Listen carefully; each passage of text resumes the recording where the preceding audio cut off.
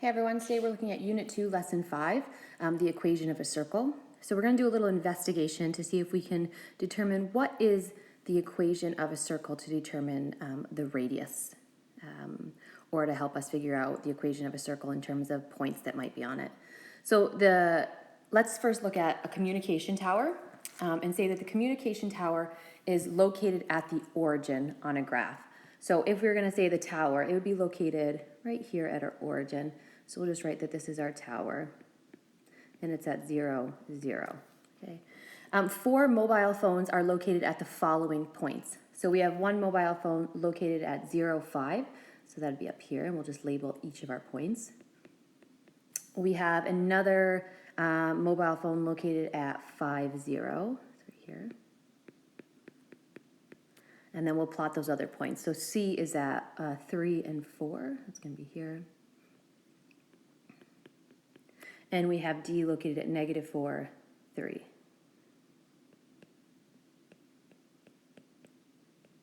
Okay, so if we have a look at these points, I want us to try to determine the distance between the tower and each of these points. So we're going to use our distance formula. So I'm going to erase this, but basically what's the distance from here to here, here to here, from tower to B, tower to A, and from the tower to D? What are those distances?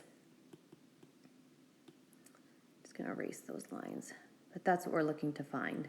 And hopefully we'll see some kind of pattern from it. So let's start with taking the distance from the tower to point A. We're going to use that distance formula. So remember, our distance formula is the difference between our x values. So the distance of our x values for the tower is 0, and then to A is also 0 squared, plus the difference of our y values. So again, 5 minus 0 squared.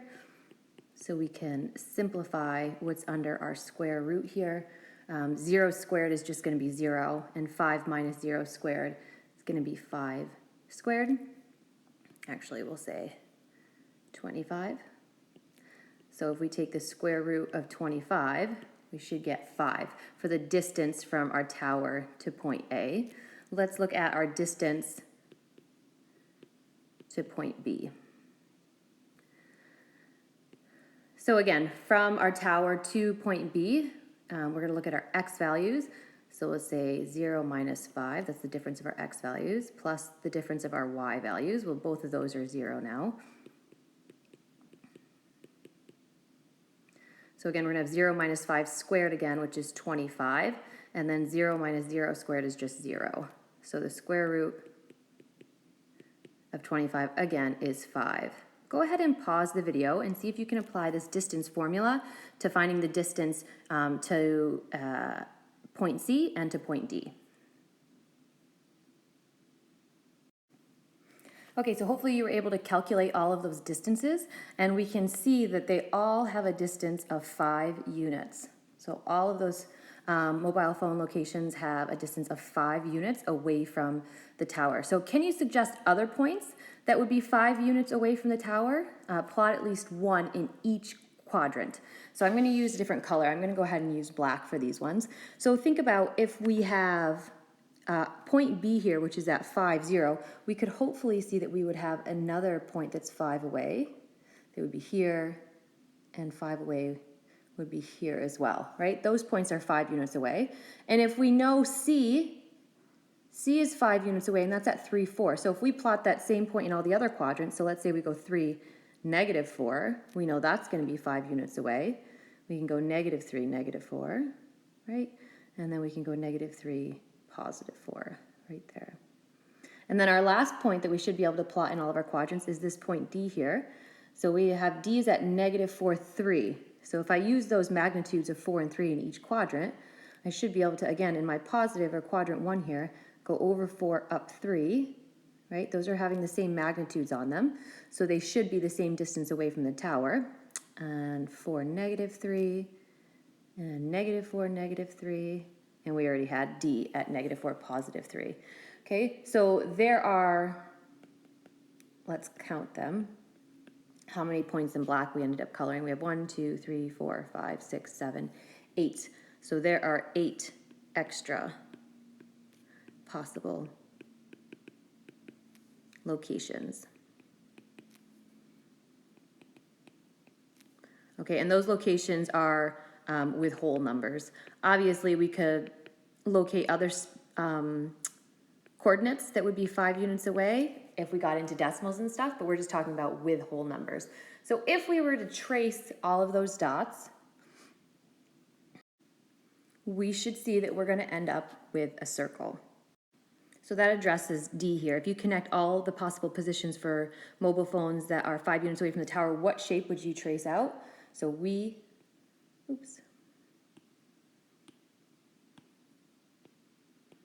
can trace a circle that is 5 units away from the tower.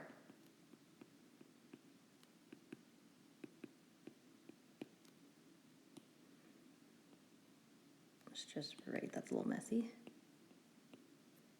Okay, what would be the distance between the tower and a mobile phone at, say, point P at XY? So any given point, what would that distance be?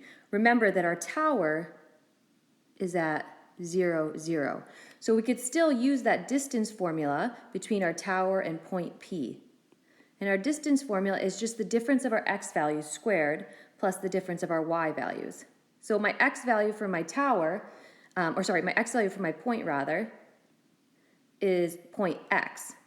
So we could say x minus 0 squared plus y minus 0 squared. Okay, the difference between my x's and my y's. So x minus 0 squared is just going to become x squared, and y minus 0 squared is just going to become y squared. Okay, so we're working towards some kind of equation that's going to be a general equation for all circles. So let's continue building on this. So if P, the point that we were just talking about, is 5 units away from the tower, what equation could you form? So let's think about this. So if we knew that point P was the distance, right? So this 5 represents what the distance was. Then we should be able to plug that in for the distance part of that equation. So we could say 5 is equal to x squared plus y squared. And then we can see if we can just maybe simplify this a little bit. So we're going to square both sides. We're going to get rid of that square root sign. So let's square both sides. So just to rewrite that, we're going to square the 5. And we're going to square this whole square root, or this whole radical. So if I square 5, I'm going to end up with 25.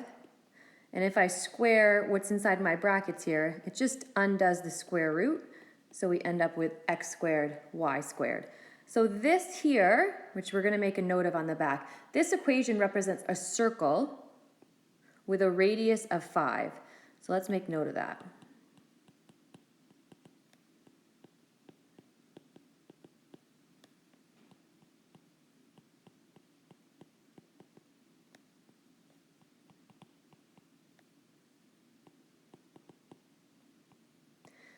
So this equation represents a circle with a radius equal to 5, centered at the origin.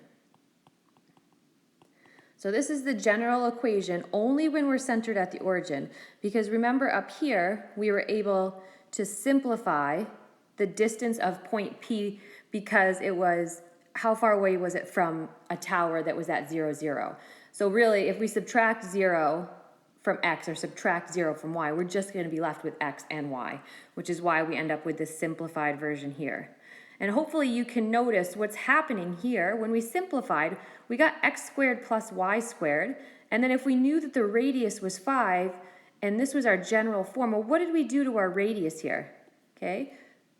To go from 5 to 25, all we did was take our radius and square it. All right, so that's really the note we're going to look at on the back here. The general form of any circle with a radius of r that's centered about the origin is going to have the general form, and we'll write that down here. X squared plus y squared is equal to our radius squared, as we saw in that previous example. So we're going to look at some examples and then kind of just continue chatting about how we can help with analytic geometry with this equation and points on the circle, inside the circle. So we'll just continue exploring this. The equation of the circle with center 0, 0 and a radius of 9 is what? Okay, so we know that the general form or the general equation of a circle is x squared plus y squared equals r squared. Well, in this case, my r squared is 9. So we can say that x squared plus y squared equals 81 would be the equation of this given circle. And then if we wanted to substitute in to see if points fall on this line, we could sub into x and y. So we'll try here. So what about if we had a radius of 3 1/4? What would the equation for that circle look like? So we have x squared plus y squared equals 3 1/4, which I'm going to write as a decimal, squared. Okay, so if we were to square 3.25, we'd get 10.5625. You should really think about when we're coming up with the equation of a circle, just like we did when we came up with the equation of a line, right? There's a general form for the equation of a circle. The equation of a line is y equals mx plus b. The equation of a circle is x squared plus y squared equals r squared. Just notice I was missing that y squared in our general form. Okay, let's explore a little bit more, see if we can find out some more information about these circles. So for the circle defined by x squared plus y squared equals 64, state the center, the radius, and x and y intercepts. Okay, so remember that general form of our equation is only true when the circle is centered at the origin. So our center is still going to be at our origin of 0, 0. The radius, well, this 64 is equal to my radius squared, right? So if we wanted to figure out what just our radius was, we could square root both sides to figure out our radius. And we would find that 8 is equal to our radius. Okay, knowing that information, we could probably graph some of this. So we know that the center is at the origin, and then we have a radius of 8 in every direction. So at the very least, we could put those on the x and y intercepts. And then we could determine, okay, what are our x and y intercepts? So our x intercepts are going to fall at x equals -8 and x equals +8. And our y intercepts are going to land at -8 and y equals +8. Okay? And then again, we could draw a circle to represent this equation. So there you would end up with a circle. So one more piece of information that we can kind of figure out with the equation is whether or not our points are going to lie on a circle. So it says find the equation for the circle with the center at 0, 0 and passes through the point 7, -12. Okay, so we know that 7, -12 is going to be some point on our circle. So we should be able to use that in our distance formula to work towards figuring out our radius. So let's start with our distance formula. So keeping in mind that we have our x values and our y values from the origin and from the point here. Oops, we'll call that x2 and y2. Okay, so the distance formula is going to equal the difference in my x's, so we'll say 7 - 0 squared, plus the difference in my y's squared. So 7 squared is going to be 49, and 12 squared is going to be 144. So the distance from that point to the origin is going to be 193. Okay, well, this distance, right, when we're talking about a circle, I just want to show on this circle, it's a horrible drawing, but if that's my origin, right, and let's say this is at 7, -12, so maybe something like this. Okay, this is going to represent a radius. So if this point was 7, -12, that's going to be a radius from the circle. Well, if that's the radius from the circle, when the circle is centered at the origin, we can figure out the equation for that circle. The general form of our equation of a circle is x squared plus y squared equals r squared, right? Well, we know that our radius is 193. We found it from the distance formula. So we can say x squared plus y squared equals 193, the square root of 193 squared.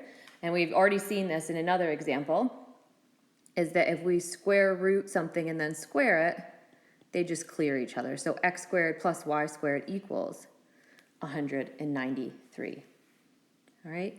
So when they give you a point that's on the circle, we can use that point just like we would substitute it in for a line to determine what's the general form of the equation for this circle.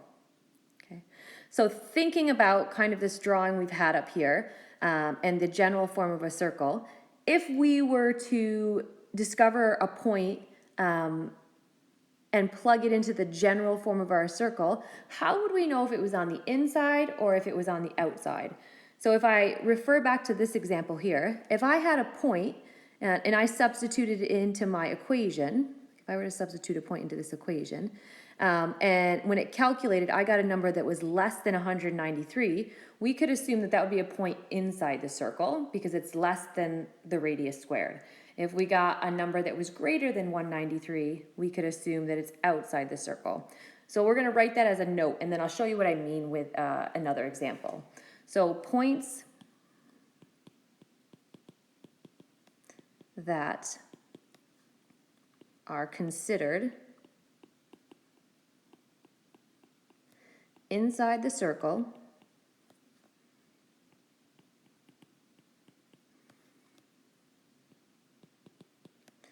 will have a distance, using that distance formula, from the center that is less than your radius. Okay, so some key notes to kind of highlight there. Okay, if it's inside the circle, the distance is going to be less than r. So we can write that in an equation. So we would say, in that case, x squared plus y squared would be less than your radius squared. Okay, because if it's inside the circle, then plugging those points in is going to show that it's less than your radius. And then the opposite is going to be true for points that are outside the circle. So let's just say points that are considered outside a circle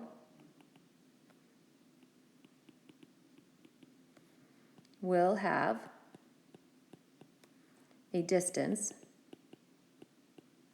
from the center that is greater than r.